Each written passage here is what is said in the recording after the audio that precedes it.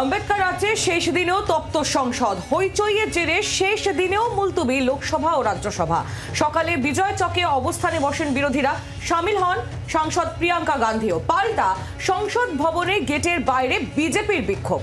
শাহের বিরুদ্ধে বিক্ষোভ তৃণমূল কংগ্রেসেরও। সংসদ ভবনের সব প্রবেশ পথে সাংসদ বা রাজনৈতিক দলের ধর্ণা অবস্থানের ওপর নিষেধাজ্ঞা জারি করেন স্পিকার ওম বিড়লা। গতকাল সংসদ ভবন চত্বরে ধুমধুমা রক্তারক্তি কাণ্ড হয়। বিজেপি এবং কংগ্রেস সাংসদদের মধ্যে ধাক্কাধাক্কির ঘটনা।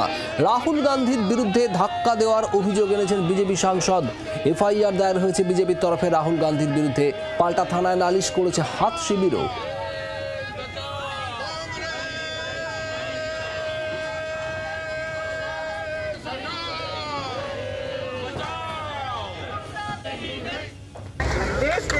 देश देख रहा है कितने डेस्परेट हो गए ये लोग कि इस तरह की फालतू के एफआईआर लगा रहे हैं, क्योंकि सिंपली अडानी पे चर्चा नहीं चाहते। और जो इन्होंने किया है अम्बेडकर जी के साथ, जिस तरह से अपमान किया है, ये जानते हैं कि ये देश नहीं सहेगा ये अपमान, इसीलिए ये सब डिस्ट्रैक्शन है, बस यही है। আজ দিনের মতো মুলতবি হয়ে গিয়েছে সংসদ প্রবল হট্টগোল হইচইয়ের জেরে, এবং আজ শীতকালীন অধিবেশনের একেবারে শেষ দিন ছিল।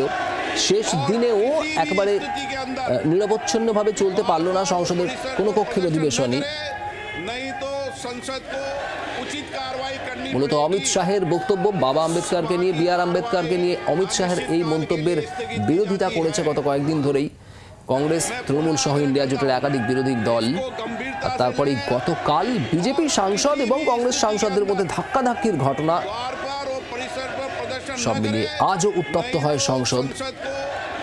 শীতকালীন অধিবেশনের শেষ দিনেও হইচই, আর তার জন্য মুলতবি অধিবেশন।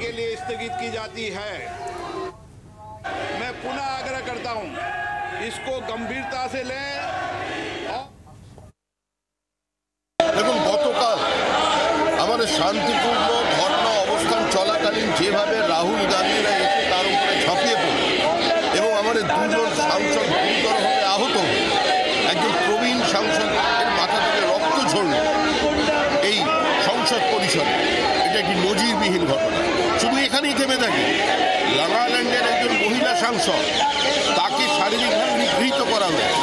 তিনি চোখের জল ফেলেছেন উপরাষ্ট্রপতির কাছে গিয়ে।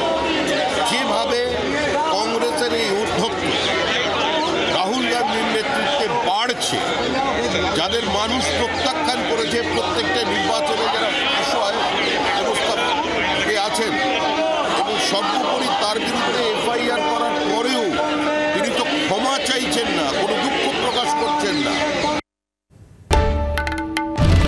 বাংলার আওয়াজ, বাঙালির আবেগ, জি 24 ঘন্টা।